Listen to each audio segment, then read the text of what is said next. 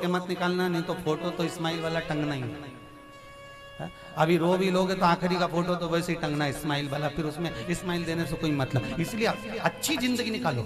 अगर भगवान दुख भी देना तो बड़े प्रसन्न में निकालना। वाह वाह भोलेनाथ, क्या दुख दिया।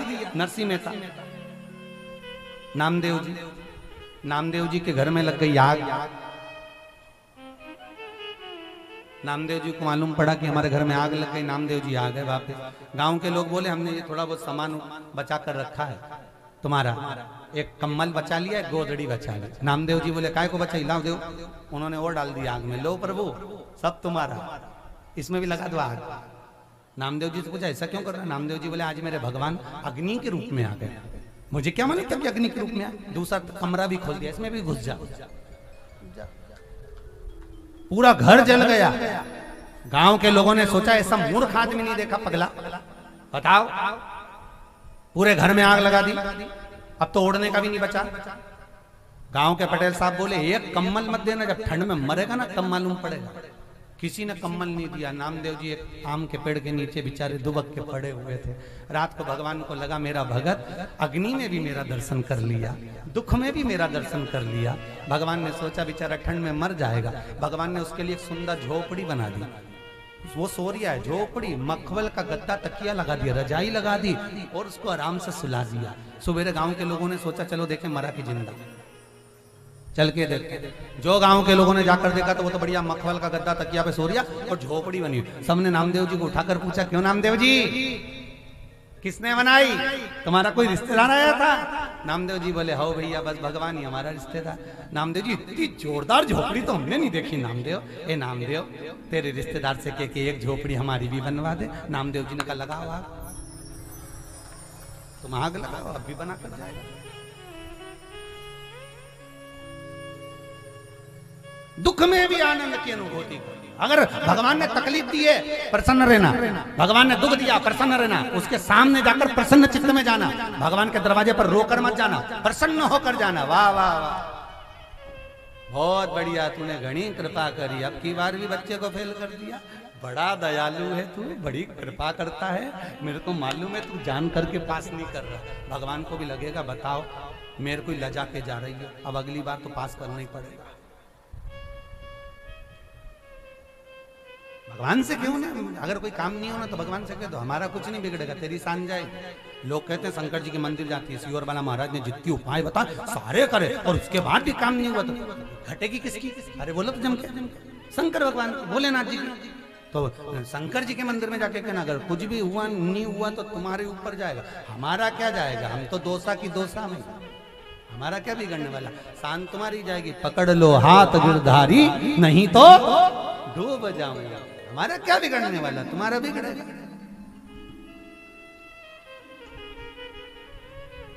हम तो ये कथा यहाँ से बाज दी है शंकर भगवान की विश्वास रखकर, आपने उस पर अमल करा, विश्वास रखकर आपका काम हुआ। कई लोग हैं, आज कोई एक माता जी आई थी कहीं से कर रही थी, मेरा बेटा कई बार एग्जाम दिया पास नहीं हुआ, पर अब की बार भगवान शंकर ने ऐसी कृपा कर दी पास कर दिया। बेटी होगी सही कहीं ना कहीं, बोल रहे हैं भगवान पर विश्वास रखकर जो कर्म किया जाए उसका सुख हो, उसका आनंद है। दिया उसको। तारका सुर के 3 बेटे तारकाक्ष, विदुम्माली, कमलाक्ष की विचार कर गए, हमें वर दो हम मरे ना। भगवान ने कहा मरना तो पड़ेगा ये पक्का, तो हमें वर दे दो, हमें 3 पुरी का निर्माण कर दो, हम 3 महल में 3 राज्य हमारे बसा दिए जाएं, हम वहां रहेंगे, तीनों अलग अलग रहेंगे। ठीक है बसा दी, 3 राज्य में तुम रहो। तीनों भाइयों ने विचार करा और वर मांगा कि हम तीनों मरे तो एक साथ मरे। तथास्तु, तथास्तु, मरोगे तो तुम एक साथ ही मरोगे। तीनों भाइयों ने विचार करा अपन कभी जिंदगी में इकट्ठे ही मत होना, अगर इकट्ठे ही नहीं होंगे तो मरेंगे भी। तीनों अलग अलग रहना, कभी मत आना एक दूसरे से मिलने। अच्छा राक्षस उनके बड़े चतुर थे, बड़े चतुर, इकट्ठे ही मत हो अपन। ठीक है, नहीं हुए, खूब उपद्रव मचाया इन्होंने, खूब देवता परेशान हो गए, सब हताश हो गए, हार गए।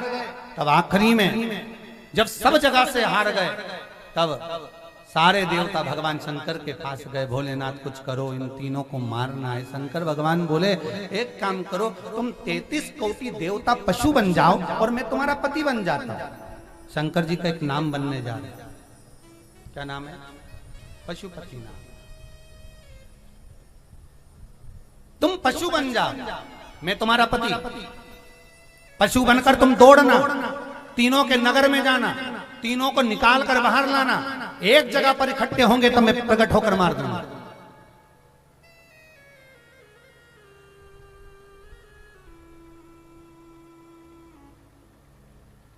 करो एक अग्नि। गए देवता पशु बनकर, भगवान शंकर ने एक नंदी का रूप रख लिया, बहुत विशाल नंदी भगवान शिव बन गए और सारे देवता 33 कोटि देवता पशु बनकर भागे। तारकाक्ष, विदुमाली, कमलाक्ष की 3 को इकट्ठा करा। भगवान शंकर नंदी का रूप रखकर 2 को सींग मारा और पीछे से भगवान पांव से मारने वाले थे। इतनी देर में तारकाक्ष निकल गया, उसने फरसा उठाया, शंकर भगवान का सिर काट दिया। जैसे ही नंदी का सिर कटकर वो नेपाल में गिरा और भगवान शंकर का धड़ केदारेश्वर महादेव बन गया, केदारनाथ जी के रूप में विराजमान हो गया। धड़ नीचे की ओर दब गया। शंकर भगवान ने देखा कि अगर ये आज नहीं मरे तो फिर नहीं मरने वाले। शंकर भगवान अपने असली स्वरूप में आ गए, त्रिशूल उठाया, त्रिशूल उठाकर तारकाक्ष को मारा। कमलाक्षकी को पीछे से दिया भगवान ने, विदुमाली इधर से आया, भगवान ने पकड़कर त्रिशूल को फिर दिया रखकर। तीनों के प्राण छूट गए। देवताओं ने पुष्पों की वृष्टि करी, गंधर्व गान करे, अप्सरा नृत्य करी, चारों तरफ सुख समाहित हो गया। भगवान शंकर का जो सिर गिरा नेपाल में, कौन सा नाम रखा? पशुपति नाथ। पर पशुपति नाथ से 12 किलोमीटर की दूरी पर है शंकर भगवान का सिर, जिसका नाम है डोलेश्वर महादेव। कौन सा महादेव है? डोलेश्वर महादेव। पशुपति नाथ जो मुख है भगवान शंकर का शिवलिंग, इसकी गणना इसमें नहीं आई। शिव महापुराण में डोलेश्वर महादेव की गणना कि शंकर भगवान का सिर वहां गिरा, डोलेश्वर। और भगवान शंकर का जो धड़ है, आप लोग कभी केदारनाथ गए हैं तो केदारनाथ जी में अगर आप जाकर दर्शन करेंगे तो शिव जी का जो शिवलिंग है वो नंदी की पीठ जैसा है, उसके ऊपर एक ऐसा भाग होता है नंदी की। तो भगवान शंकर का जो शिवलिंग है पूरा पांव दबा हुआ और ऐसा लगता है जैसे नंदी की पीठ है और ऊपर नंदी की पीठ पर अग्रभाग रखा हुआ, वो शंकर भगवान का आधा। हिंदू धर्म में शंकर भगवान केदारनाथ पर शिव जी को सबसे ज्यादा चढ़ता है तो घी चढ़ता है, घृत, क्योंकि वहां पर उनका धड़ कटा था, इसलिए घृत का भाव चढ़ाया जाता है। पूरी दुनिया में जितने कुंड शंकर के मंदिर के नजदीक हैं उतने कुंड कहीं नहीं। जिस व्यक्ति की वाणी नहीं होती, जो बोल नहीं पाता, निपट गूंगा होता है या हकलाता हो, अटकता हो, तोतरा बोलता हो, ऐसे व्यक्ति के लिए केदारनाथ जी से पहले जब कुंड था ओम कुंड, कौन सा कुंड था वो? ओम कुंड। ये ओम कुंड केदारनाथ मंदिर जाते हैं तो राइट में पहले सरकारी हॉस्पिटल था, अब उसमें तो सब नष्ट हो गया। पहले सरकारी हॉस्पिटल राइट में था। उस सरकारी हॉस्पिटल की गली में जब जाते हैं तो सामने ओम कुंड बना हुआ था। उस ओम कुंड का प्रमाण यह था कि जो गूंगा व्यक्ति होता है उस गूंगे व्यक्ति को वहां पर 3 बार आचमन कराकर ओम बुलाने का प्रयास किया जाता है, फिर आचमन कराते हैं, फिर ओम बुलवाते हैं। ओम बुलवाने पर जितनी देर तक वो ओम बोलने का प्रयास करता है उतनी देर तक उस कुंड में एक बुलबुला बना रहता है। जब तक वो मुख से शब्द नहीं निकाल देता तब तक वो बुलबुला समाप्त नहीं होता। उस ओम कुंड का प्रमाण। जो हकला व्यक्ति होता है, टकने वाला होता है, तोतरा बोलने वाला होता है, जिसकी वाणी नहीं होती, उसको ओम कुंड पर ओम बुलवाया जाता है, जिससे उसकी वाणी शीघ्र आ जाती है, वाणी की शीघ्रता। भगवान शिव ओघड़दानी त्रिकालदर्शी शंकर भगवान का एक नाम हो गया पशुपति नाथ। हिंदू धर्म में पशुपति व्रत शिव महापुराण के अंतर्गत वर्णन किया। ये व्रत कैसा होता है? महाराज, किसी भी कामना से किसी भी सोमवार से अपनी मनोकामना कर कर 5 सोमवार का व्रत किया जाता है। कितने सोमवार होते हैं? 5 सोमवार। इसका कोई उद्यापन नहीं होता, बस केवल 5 सोमवार का इसका व्रत रहता है। सोमवार के दिन सुबह शिव जी के मंदिर में जाइए, अभिषेक पूजन करो, शंकर भगवान की आराधना करो, बेलपत्री आदि सब समर्पित करो। शंकर भगवान की पूजन कर कर घी का दिया लगाकर सब पूजन करने के बाद अपने घर को आ जाओ।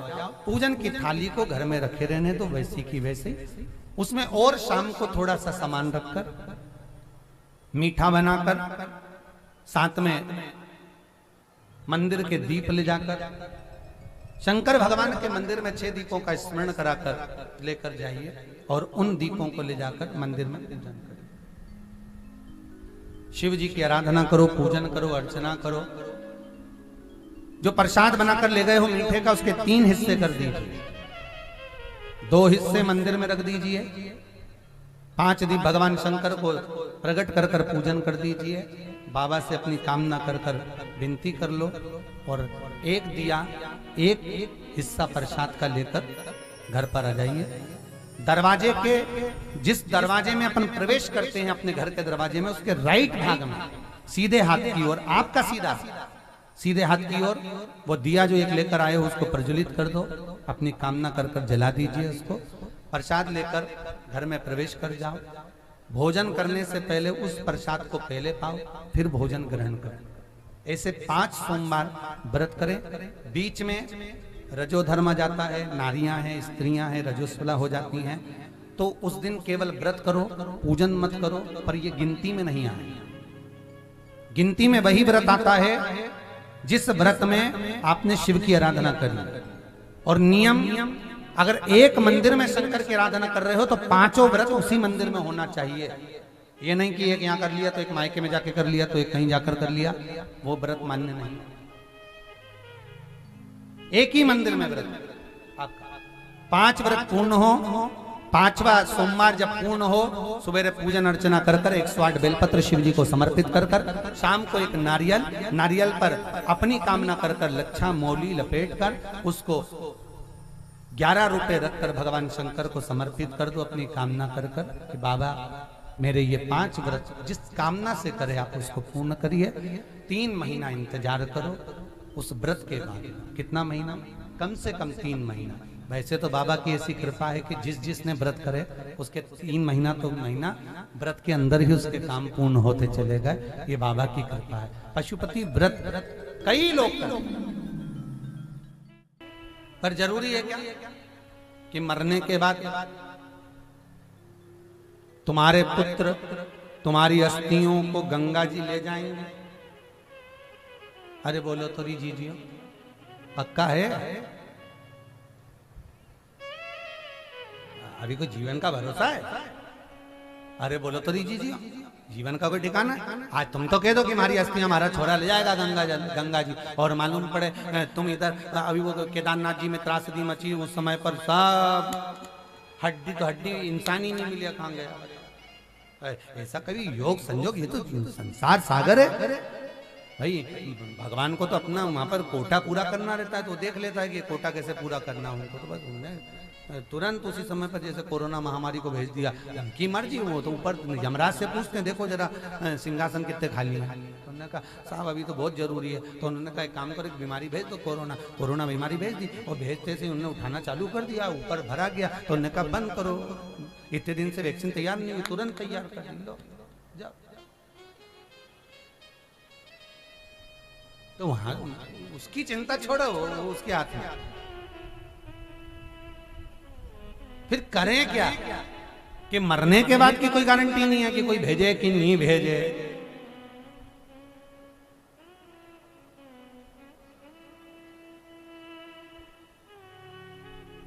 एक काम करो, मरने के बाद जाएं ना जाएं, शिव पुराण कहती है जिंदगी में एक बार जीते जी गंगा नहाकर आ जाए। तो पूछा क्यों?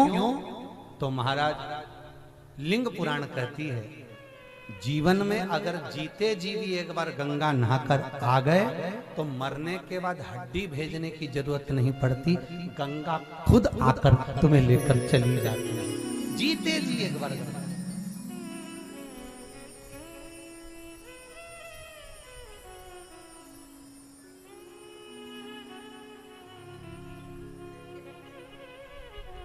पर प्रेमवश जाना, गंगा के दरवाजे जाऊं तो प्रेमवश जाओ।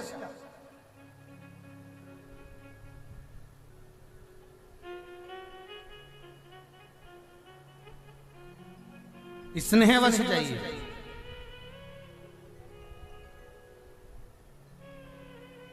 गंगा तुझे वर देता हूं, मांग दूसरा वर क्या चाहिए। गंगा कहती दूसरा वर मुझे ये दे प्रभु,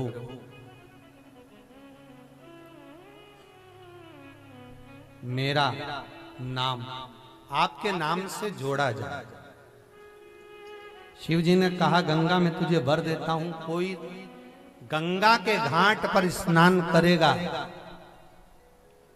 गंगे हर या हर हर गंगे कहकर स्नान करेगा। हर हर गंगे जब कहेगा तो एक हर गंगा का स्वामी है तो दूसरा हर पार्वती का स्वामी है। और गंगा मैं तुझे वर तो देता हूं क्योंकि तेरा नाम मेरे नाम से जुड़ रहा है, तो चिंता मत करना, पार्वती के गर्भ से संतान नहीं होगी। पार्वती के गर्भ से संतान नहीं है गंगा। अगर शंकर की संतान होगी,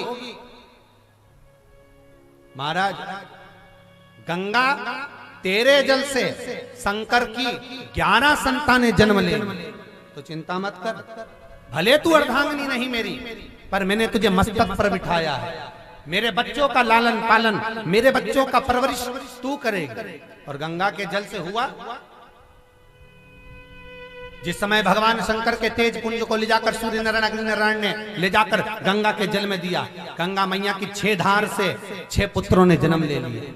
जब 6 पुत्र एक साथ जन्म लिए तो गंगा जी ने सोचा इन पुत्रों को पालूं कैसे। एक साथ रोते, एक साथ दूध पीते, गंगा मैया परेशान हो गई। तो गंगा जी ने संतों की पत्नियों को बुलाया, कृतिकाओं को, एक कृतिकाओं जरा आइए। कृतिका ने आकर कहा बोलो गंगा जी। गंगा जी बोली मैंने 6 पुत्रों का पालन करा। अब कृतिका जी 6 पुत्रों को लेकर चली गई। एक रोए तो 6 ही एक साथ रोए, पानी पिए तो 6 ही एक साथ पिए, दूध पिए तो 6 ही एक साथ पिए। कृतिकाएं परेशान हो गई। कृतिकाओं ने गंगा जी से कहा गंगा हमसे तो ये बच्चे पल नहीं रहे, क्या करें। गंगा जी ने कहा चिंता मत करो, इनको यहाँ घाट पर सुलाओ। 6 बालक को घाट पर सुलाया। गंगा जी ने कृतिकाओं से कहा हाथ में जल लो और अपने अपने पतियों का स्मरण करो। तुमने पतिव्रता धर्म का पालन करा है, पति को परमेश्वर माना है, पति के चरणारविंद का रसतत्व तुमने ग्रहण करा है। अपने पति को अनुमोदन कर कर इनको एक कर दो। कृतिकाओं ने हाथ में जल लेकर, अगर हमने पति की सेवा परमेश्वर मानकर करी है तो ये 6 की 6 एक हो जाएं। जैसे ही जल छोड़ा 6 बालक एक हो गए, मुख 6 रह गए, शरीर एक हो गया। कृतिकाओं ने एक करा, इसलिए उसका नाम कार्तिकेय हो गया। कार्तिक के नाम 6 पुत्र जन्म ले।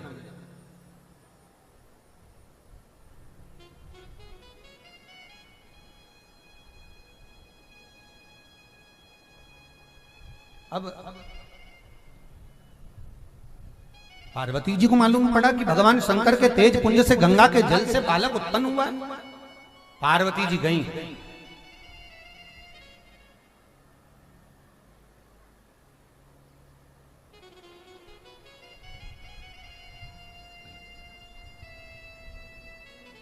माता पार्वती गई,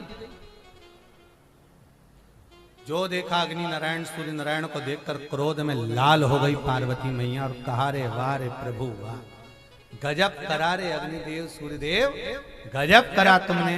मेरे पति के तेज पुंज को तुमने गंगा को दिया है। मैं तुम्हें श्राप देती हूं कि तुम कबूतर की योनि में आओगे, तुम्हें कबूतर की योनि लेना पड़ेगी और भुगतना पड़ेगा, तुम्हें भोगना पड़ेगा।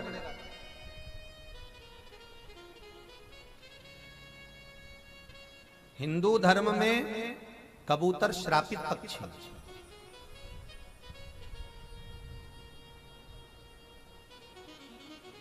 कई लोग प्रश्न करते हैं, महाराज जी जब हम वो बाबा अमरनाथ जाते हैं तो वहां पर तो फोटो जो मिलते हैं उसमें 2 कबूतर के फोटो हैं। जिन्होंने अमर कथा सुनी थी, शिव महापुराण की कथा कहती है, किसी भी पुराण को उठाकर देख लेना, कहीं पर कबूतर का नाम नहीं लिखा। श्रीमद् भागवत में, श्रीमद् भागवत के अंतर्गत, विष्णु पुराण के अंतर्गत, शिव पुराण के अंतर्गत वर्णन आता है, शंकर भगवान ने जब पार्वती को अमर कथा श्रवण कराई अमर गुफा के अंतर्गत, तब उस समय शंकर भगवान ने 3 बार जब ताली बजाई तो कोटर में तोते का बच्चा, तोता उड़कर गया और तोते का अंडा उस कोटर में प्रविष्ट हो गया। तोते का अंडा जो कोटर में पड़ा हुआ था, उस अंडे के अंदर बैठे हुए तोते के बच्चे ने श्रीमद् भागवत कथा पूरी सुनी। जब पार्वती जी को निंद्रा आ गई, हुंकारा भरना पार्वती ने बंद कर दिया, तोते का बच्चा उस अंडे से बाहर निकल गया, उसने हुंकारा भरना प्रारंभ करा। वही तोते का बच्चा भागता हुआ वेद व्यास जी के आश्रम में पहुंचा, बीठिका के गर्भ में बैठा, तब उस बालक का जन्म हुआ जिसका नाम श्री सुखदेव जी महाराज हुआ। ये शास्त्र है। परंतु आजकल बर्फानी बाबा का जो फोटो होता है, शंकर जी का फोटो जो होता है, उसके साथ में कबूतर का फोटो लगा देते हैं। उसका कारण यह है केवल हिंदू धर्म को कहीं ना कहीं भ्रष्ट करना, क्योंकि हिंदू धर्म में कबूतर श्रापित पक्षी, उसकी पूजन नहीं, उसकी पूज्यता नहीं। हमारे यहाँ तोते की पूज्यता है, हमारे यहाँ सुखदेव जी की पूज्यता है। पर कई अधर्मियों ने तोते का फोटो उस बाबा बर्फानी के फोटो में से निकाल कर उन्होंने कबूतर का फोटो फिट कर दिया, जान कर कर कि देवता तुम्हारा होगा तो पक्षी हमारा होगा। केवल धर्म को भ्रष्ट करना। शास्त्र कहता है, कबूतर की बीट जिसके घर की छत पर गिरती है, पड़ती है, उसके यहाँ 1 रुपए कमाओगे, 1.25 रुपए खर्च वाला काम चलता है। पैसा घर में टिकता नहीं है और घर में कोई ना कोई बीमार जरूर रहता है। अगर एक ठीक होगा तो दूसरा बीमार पड़ेगा, दूसरा ठीक होगा तीसरा बीमार पड़ेगा, तीसरा ठीक होगा चौथा बीमार पड़ेगा, और कोई ना कोई बीमार चलेगा ही। उसके घर में शांति नहीं रहती, अशांति बनी रहती है। घर में 4 लोग भी रहेंगे तो अशांति रहेगी, 2 भी रहेंगे तो अशांति रहेगी। घर से बाहर निकलेंगे तो शांति रहेगी, घर में जैसे ही गए अशांति चली। मतलब कबूतर की बीट उसकी छत पे गिर रही, कबूतर की बीट उसके यहाँ पड़ श्रापित। तो हमारे यहाँ फिर इसका वर्णन क्या करा? तो शिव महापुराण की कथा कहती है, महाराज शंकर भगवान पर कलश के अंदर थोड़ा सा कपूर और काली तिल जल में डालकर शिव जी को चढ़ाया जाता है। उस जल को कटोरे में झेल कर लाया जाता है।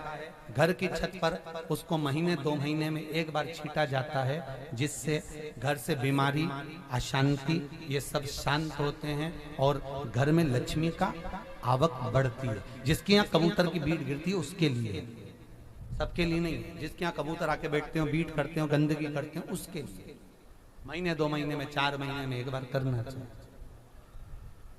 भगवान शिव का स्मरण, भगवान शंकर का अनुमोदन,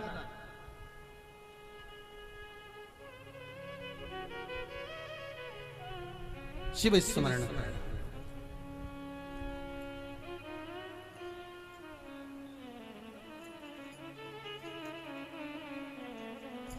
इसलिए तो बारंबार हम शंकर का अनुमोदन करते हुए, स्मरण करते हुए, माता पार्वती स्वयं कर रही है, कबूतर की योनि में तुम। कार्तिकेय जी को लेकर मां चली गंगा जी से, कहा, कार्तिकेय बाबा ने पूछा, मां मेरे को आज्ञा करो, मेरे को करना क्या करूं मैं, बताइए आप, मैं करूं क्या, आप बोलिए।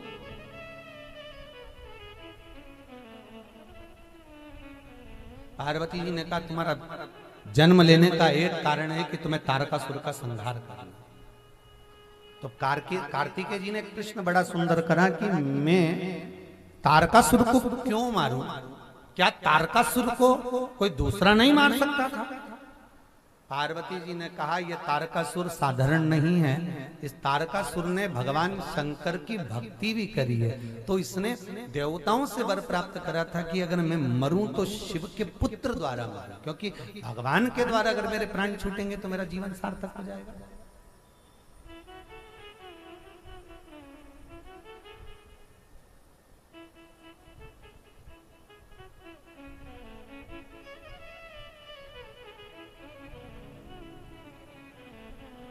अगर मैं शिव की भक्ति करूं, शंकर का अनुमोदन करूं तो मिले।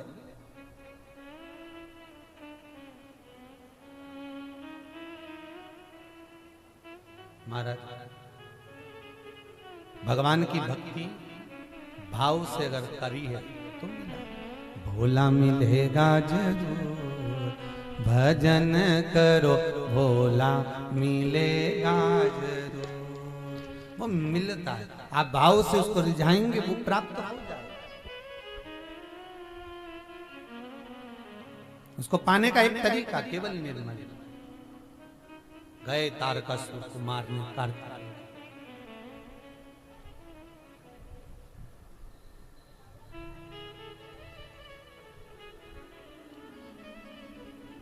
जब तारकासुर के सम्मुख में पहुंचे और तारकासुर ने जब देखा भगवान शिव को, पुत्र के दर्शन जब तारकासुर ने करे और दर्शन करते से ही तारकासुर ने देखकर भगवान शंकर के पुत्र को नमन किया। भले सामने शत्रु खड़ा, पर हे शिव का पुत्र,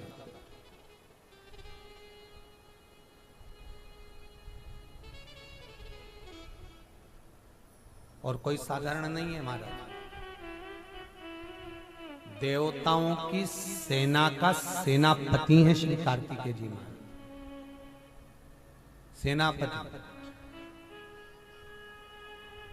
सारे देवताओं के युद्ध का अगर कोई निर्णायक मंडल आनंद कराने वाले हैं तो वो कार्तिकेय जी महाराज। कोई साधारण थोड़ी ना।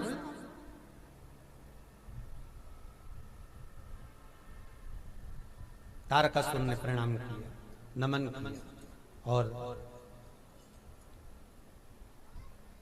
जैसे ही कार्तिकेय जी ने कहा आप हमें जानते हैं? तारकासुर कहता पहचानता हूं मैं आपको अच्छी तरह से, आप शंकर भगवान के पुत्र हैं। मैं तो चाहता था, मैंने वर मांगा था भगवान से, अगर मरूं तो शिव के पुत्र द्वारा मरूं। तो मैंने तो वर मांगा।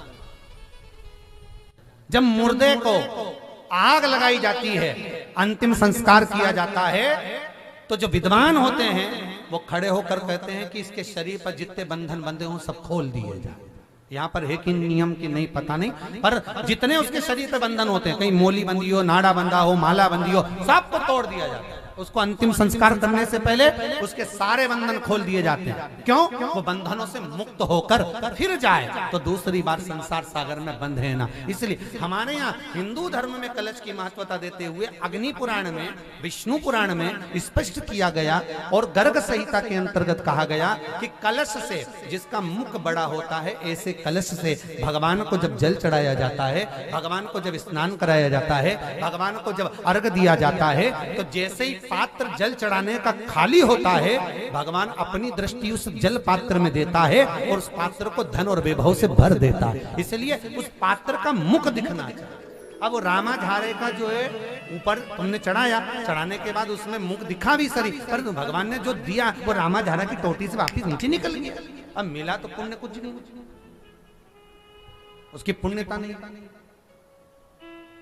तो जो कमंडल वाला आता है, आपने कमंडल देखा है ना, उसका उसमें का टोंटी वाला कमंडल होता है, उसमें एक ढक्कन लगा होता है, आप लोगों ने देखा होगा, उसमें ढक्कन लगा होता है। जब जल चढ़ाते हैं तो उसको ढक्कन को बंद कर देते, उसका प्रतिबिंब, उसका फल गंगा जली, पर रामाधारे का कोई पुण्य फल प्राप्त नहीं। आप कलश लो, लोटा भरकर खूब जल चढ़ाओ, खूब प्रेम से चढ़ाओ, मना नहीं, पर उसका कोई महत्व तत्व महाराज। तो जहां भी बैठी हो अम्मा, माता जी, बड़े प्रेम से सुन लीजो। दूसरी बात, ऊपर चढ़ने की जरूरत नहीं पड़ेगी, भाव से श्रवण।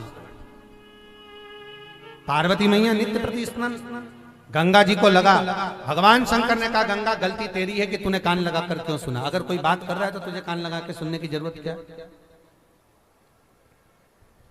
दो सहेलियां बात करें, पति पत्नी बात करें, परिवार के लोग बात करें, आपको अगर कहें तो आप सुनो, नहीं तो मत सुनो। क्यों सुना? हाँ, शिव महापुराण की कथा कहती है, अगर कहीं सत्संग चल रहा, भजन चल रहा हो, कीर्तन चल रहा हो, नाम जाप चल रहा हो, नाम स्मरण चल रहा हो, तो खूब कान लगाकर सुनो, मना नहीं है। पर अगर कहीं निंदा चल रही है तो ना सुनो। कुछ अपशब्द कहा जा रहा है उसको धारण ना करो। क्यों सुनो? अब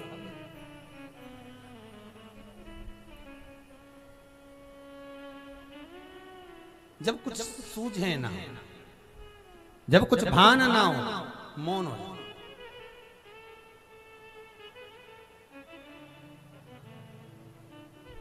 कई लोग कहते हैं गुरुजी हम बड़े परेशान हैं, बहुत दुख है हमारी जिंदगी में, और संकट कट ही नहीं रहा, बहुत तकलीफ है गुरुदेव, बहुत तकलीफ, इतनी दुख है, इतनी तकलीफ है, कुछ उपाय बताओ। तो हम तो एक निवेदन करेंगे कि जब सब जगह से दरवाजे बंद हो जाएं, आप हार जाओ, थक जाओ, सोचो, तो एक काम करना, शंकर के मंदिर में कहीं एकांत में बैठकर नंदी की ओर देखकर नंदी के ईश्वर भगवान का स्मरण कर कर, उसका स्मरण करते हुए मौन होकर थोड़ी देर बैठना, अपने हृदय की बात नंदी के ईश्वर भगवान से कहना, अपने हृदय की बात। आप लोगों ने प्रैक्टिकल करा होगा, एक बोतल में पानी है और उसमें कचरा है, मट्टी भर गई है और पानी है उसमें। अब तुम पीने के लिए उठा रहे हो तो पानी में कचरा आ रहा है, तो जिसमें समझदारी होगी वो क्या करेगा, पहले बोतल को थोड़ी देर, अरे जम के तो बोलो, रख देगा। रखने से क्या होगा, एकदम जब शांत उस पानी को रख दिया, एकदम शांत मट्टी मिले पानी को, कितना भी मटमेला पानी हो, कितना भी गंदा पानी हो, कितना भी उसमें कीचड़ पड़ा हो, कितनी भी गंदगी पड़ी हो, उसको थोड़ी देर शांत रख दो, उसकी जो गंदगी है, उसकी जो मिट्टी है, उसकी जो कचरा है, वो नीचे जम जाएगा, स्वच्छ पानी ऊपर रह जाएगा।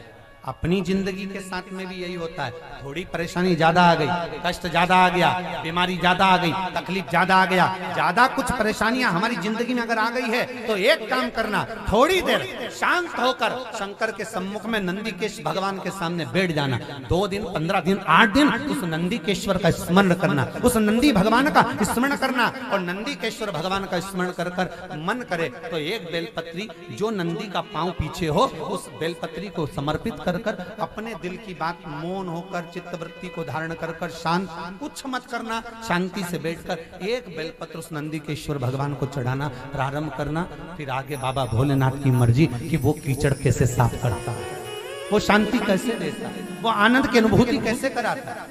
जैसे कीचड़ मिला हुआ पानी भी शांत रखने पर कीचड़ नीचे हो जाता है, निर्मल जल ऊपर आ जाता है, उसी तरह नंदीकेश्वर भगवान का मौन आनंद सुख हमारे जीवन में भी दुख और तकलीफ को नीचे दबा देता है और निर्मलता का भाव ऊपर उठा देता है। आपका केवल स्मरण चित्त वृत्ति आनंद देगा।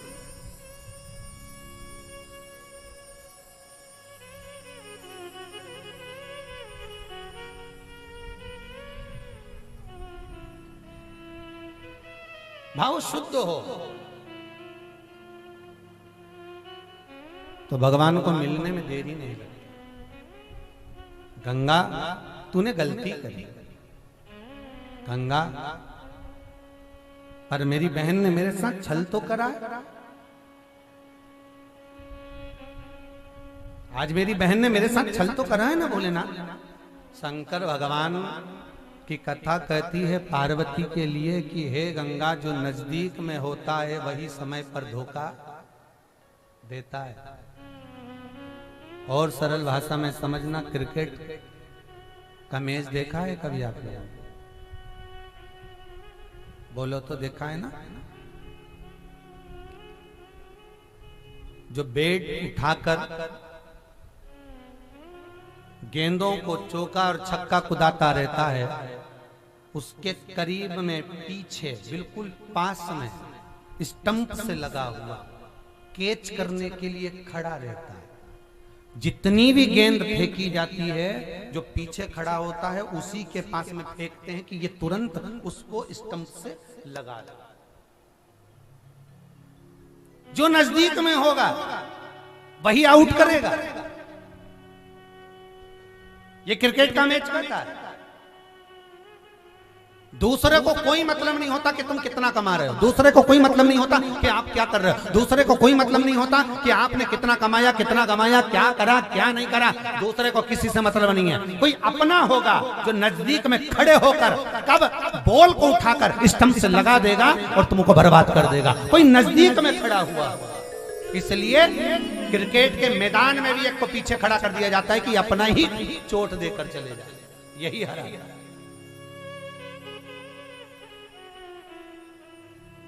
एक तरफ सुनार की दुकान, एक तरफ लोहार की दुकान।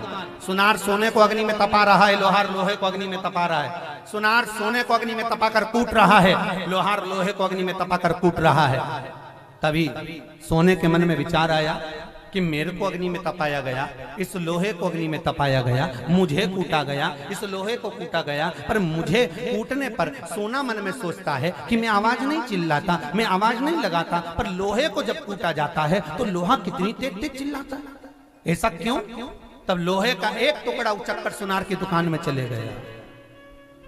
जैसे ही सुनार की दुकान में गया तो सोने ने लोहे से पूछा, रे भाई लोहा, तू भी धातु मैं भी धातु, मैं पीला तू काला, मुझे भी अग्नि में तपाया तुझे भी अग्नि में तपाया, मुझे भी कूटा तुझे भी कूटा, मुझे कूटने पर मैं आवाज नहीं करता, सोना कहता है, पर लोहा तुझे कूटने पर तू इतनी तेज आवाज क्यों करता है?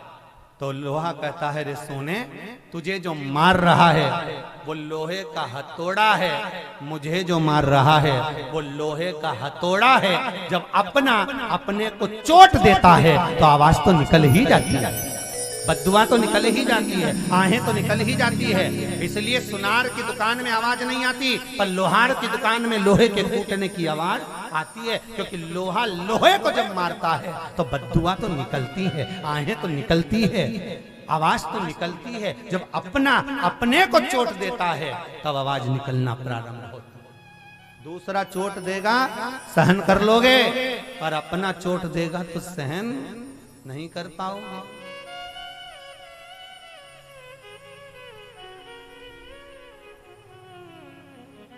कठिन है सहन करना। गंगा करी मेरी बहन पार्वती, पार्वती मेरी बहन है और इसने ऐसा कर दिया। भगवान शंकर कहते हैं तो किसी को दोष मत दे गंगा, तू क्या चाहती है ये बता। गंगा जी कहती हैं मैंने तब करा था आपको पति बनाने के लिए, मैं आपकी अर्धांगिनी बनना चाहती थी।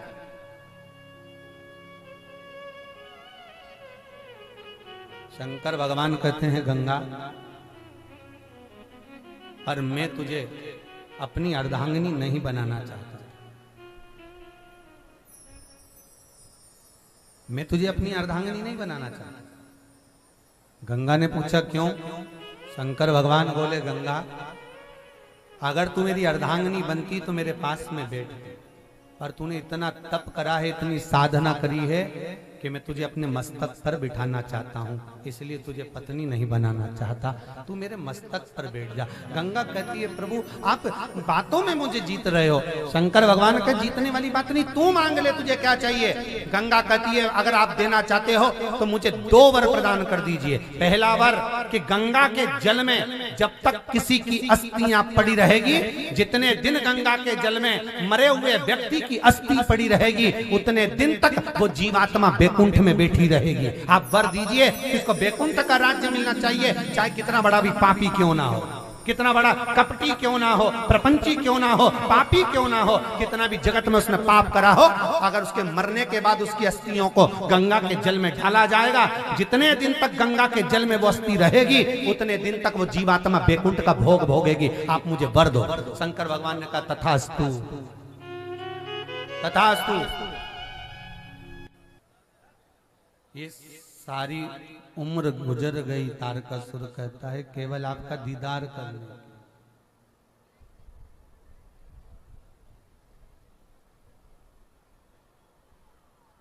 केवल आपका दर्शन करने के। अब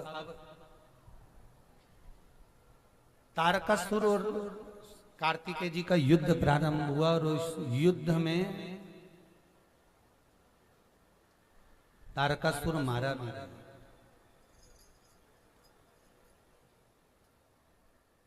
तारकासुर के 3 पुत्र थे, तारकाक्ष, विदुम्माली, कमलाक्ष। इन तीनों ने विचार करा यदि हम देवताओं से द्वेष करेंगे मारे जाएंगे, एक काम करो पिताजी का बदला तो लेना है अपना। और पिता का बदला लेने का सबसे अच्छा तरीका यह है कि पहले देवताओं का भजन करो, देवताओं से वर मांग लो, और वर मांग लेंगे तब अपन देवताओं पर फिर आक्रमण करेंगे, और आक्रमण करेंगे तो देखा जाए तब युद्ध का बात। ठीक है।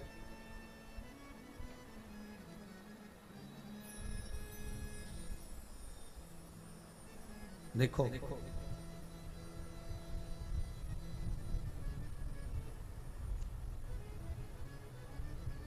तारकासुर के पुत्रों ने कितनी अच्छी सोच रखी कि पहले अपन तप करो, साधना करो, वर प्राप्त करो, उसके बाद देखा जाएगा क्या होगा।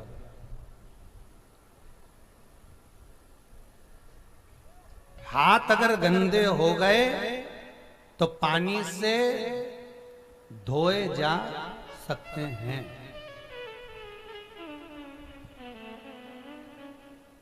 कपड़ा गंदा हो जाए तो साबुन से साफ किया जा सकता है, पर शिव कथा कहती है अगर मन गंदा हो जाए तो न पानी से साफ होता है न साबुन से साफ होता है।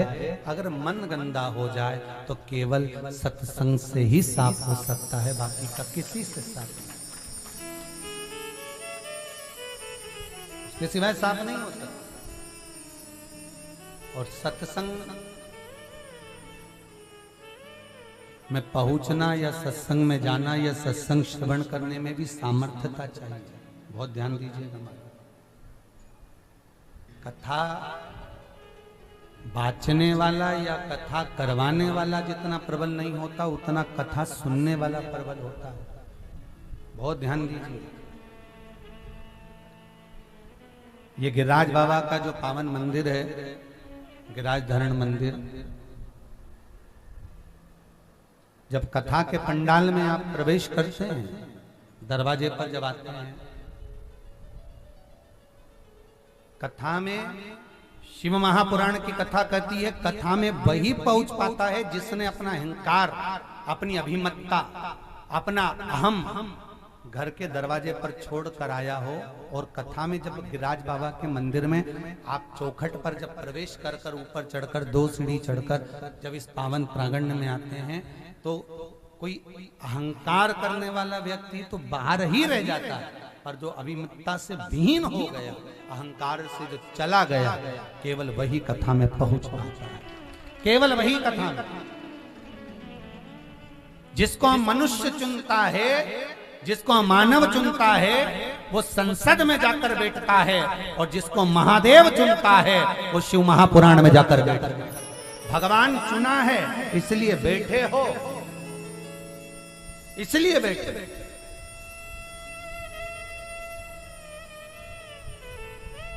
और फिर निवेदन करूंगा, मैं फिर आपसे कहूंगा, इस शिव महापुराण को आप साधारण ना समझे।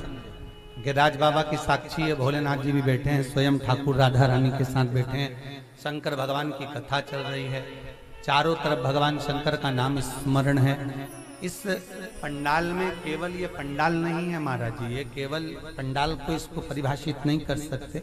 हमारे यहाँ एक सुंदर सी बात कही जाती है, दूध को अगर बेकार नहीं होने देना है तो फ्रिज के अंदर रख दो। सही है कि गलत है? सब्जी को बेकार नहीं होने देना, आप भी आई होगी तो काय में रख के आई होगी, बोलो तो भी फ्रिज में रख के आई हो ना, बेकार नहीं होगी, जाओगी शाम को गर्म कर कर फिर काम में ले लोगे। तो ये केवल पंडाल नहीं, ये फ्रिज है। इस फ्रिज के अंदर आकर जो बैठ जाता है वो संसार में सड़ता नहीं है, ये पक्का। जो फ्रिज के बाहर है उसकी गारंटी नहीं, पर फ्रिज के अंदर है तो सड़ेगा तो नहीं। तो तुमसे कोई पूछे यहाँ से जाने के बाद कहाँ गई थी, तो कहना फ्रिज में बैठी, पर उसको बता देना कौन से फ्रिज में बैठी थी, नहीं तो वो भी अलमारी फ्रिज की जालियां निकाल के अंदर बैठ जाए, उसका क्या ठिकाना। उसको बताना कौन सा फ्रिज है। ये फ्रिज वो है जो एक बार जाकर बैठ गया संसार में सड़ता नहीं, ना काम, ना लोभ, ना विषय, ना आसक्ति, ना तृष्णा, ना वासना, उसमें फिर पड़ेगा नहीं, उसको कुछ भी नहीं सुहाएगा। रात में भी अगर सपना देखेगी तो यही देखेगी शंकर जी की कथा चल रही, महाराज जी बाचरिया मैं सुन रही, गिरिराज मंदिर जा रही, गोवर्धननाथ जी का दर्शन कर रही, श्रीनाथ जी बाबा का आनंद कर रही, उसके मन में बस यही चले। और आप में से कई ऐसे होंगे जिनकी नींद नहीं आ रही होगी, सुबह से उठते सी बस कथा ही कथा दिखे। जब यहाँ से जाया करो ना तो यहाँ पर धोख लगाकर झोली पसार कर हम भी उठते हैं तो झोली पसार कर कहते हैं बाबा करुणा करना। आप भी कहना बाबा ये पुराण कोई साधारण नहीं है महाराज, शंकर की ये वो पुराण है जो चंचुला देवी विधवा हो जाती है तो उसका अखंड सौभाग्य मिल जाता है। ये वो पुराण है जो अधोगति में मर जाते हैं, जो कुंवारी अवस्था में चले जाते हैं, एक्सीडेंट आदि में चले गए, जिनको पिंड नहीं मिलता। गरुड़ पुराण कहती है कि कुंवारी अवस्था में मरने वाले को पिंड नहीं मिलता, तर्पण नहीं होता, तिलांजलि नहीं होती, ब्रह्म कपाली नहीं होती, उसका श्राद्ध नहीं होता, उसको भोजन नहीं मिलता। पर शिव महापुराण की कथा जो नारी श्रवण कर लेती है, जो पुरुष श्रवण कर लेता है, उसके 71 पीढ़ी में भी अगर कोई कुंवारी अवस्था में मर जाता है तो उसको पिंड मिलना चालू हो जाता है। ये वो पुराण साधारण नहीं, शिव महापुराण। लोग तरसते हैं इस पुराण में। तारकासुर के 3 पुत्र तारकाक्ष, विदुम्माली, कमलाक्ष, ये तीनों तप में लीन हो गए। ब्रह्मा जी से वर मांगा, ब्रह्मदेव मांगो क्या चाहिए? तीनों ने कहा मरे ना, ऐसा वर दे दीजिए, हमारे प्राण ना छूटे, ऐसा वर दो हमको। ब्रह्मा जी ने कहा ऐसा तो नहीं हो सकता कि तुम मरोगे नहीं, मरना तो पड़ेगा। देखो सीधी सीधी बात है, बादाम खाओगे तो भी मरोगे, नहीं खाओगे अरे बोलो तो भी मरोगे, कथा सुनोगे तो भी मरोगे, नहीं सुनोगे अरे बोलो तो जम के, नहीं तो कहीं का कह दे कि महाराज जी तुमने तो कहा था मरेंगे ही नहीं, तो कहा को मर गए। और मालूम पड़े तुम नीचे तो नीचे झगड़ो, ऊपर जाए तो हमसे झगड़ा करो, क्या मतलब हुआ? इसलिए जो है सो है, भोजन करोगे तो भी मरोगे, नहीं करोगे बोलो तो भी मरोगे, मरना तो रसगुल्ला खाओगे तो भी मरोगे, नहीं मरना। आज कोई एक माता जी कह रही थी गुरुदेव, और केवल वो माता का शब्द संबोधन नहीं है, जयपुर के एक तनु नाम की बच्ची थी जो पढ़ाई कर कर प्रोफेसर बनी, और उसने एक प्रश्न करा था पहले, उसका उत्तर बहुत पहले की कथा में भी वर्णन किया था। उसका एक प्रश्न था, ना तो मैं व्यसन में डूबी, ना मैंने कभी बाजार का खाया क्योंकि मैं वैष्णव परिवार से जुड़ी हूं, ना कभी मैंने प्याज लहसुन का सेवन करा, ना कभी मैंने मांसाहार का सेवन करा, ना मैंने कभी गलत जगह पर गई, ना गलत मैंने विचार रखे, अपनी पढ़ाई में पूरा समय लगा दिया। पर गुरुजी मेरे प्रश्न का उत्तर देना, उसके बाद में मुझे कैंसर हो गया, मैंने क्या काम किया ऐसा? मैं तो कभी किसी का बुरा ना करी, पढ़ने में लगी रही, मैंने सारे व्यसन छोड़ दिए, सब कुछ छोड़ दिया, उसके बाद भी ऐसी बीमारी क्यों पीछा पड़ गई? शिव पुराण कह रही है कि मृत्यु निश्चित है और कर्म का भोग केवल तुम गाय बनोगे तो नहीं भोगना पड़ेगा, चींटी बनोगे तो नहीं भोगना पड़ेगा, तुम बाकी की योनियां 84 लाख योनियां तुमने जो पाई हैं उसमें तुम ये 20 लाख योनि तो ये पेड़ पौधे की है साहब, ये गुलाब का पौधा, धुआं, घास, पेड़ जितने लगे 20 लाख योनियां इन पेड़ पौधों की है। इनको नोचा जाता है, पत्तियां तोड़ी जाती है, फूल तोड़े जाते हैं, इनको काटा जाता है। ये 20 लाख योनि है जो रोते हैं ये। पर इनके कौन आवाज सुनी? किसने सुनी? किसने देखा कि रो रहा है? किसने विचार करा? केवल एक मनुष्य देह सी मिलती है कि 84 लाख योनियों में जो कर्म दंड हम कर कर जाते हैं वो हमको मानव के शरीर में भोगना पड़ता है, और कर्म को भोगने के लिए मनुष्य का शरीर मिला। निंदा कर रहे हैं तो ये पूर्व कर्म के अनुसार, अगर तकलीफ भोग रहे हैं, शरीर का कष्ट भोग रहे हैं, पूर्व कर्म के अनुसार। आप कितना भी भले दान करो मत करो, पुण्य करो मत करो, नाम जाप करो मत करो, सत्कर्म करो मत करो, पर भोगना तो पड़ेगा। तो फिर किसी ने पूछा तो फिर कथा क्यों सुने? देखो बात तो अड़ती है नहीं, कथा क्यों सुने? फिर उसका केवल एक कारण, बिल्ली अपने चूहे को जब पकड़ती है तो लहू लुहान कर देती है।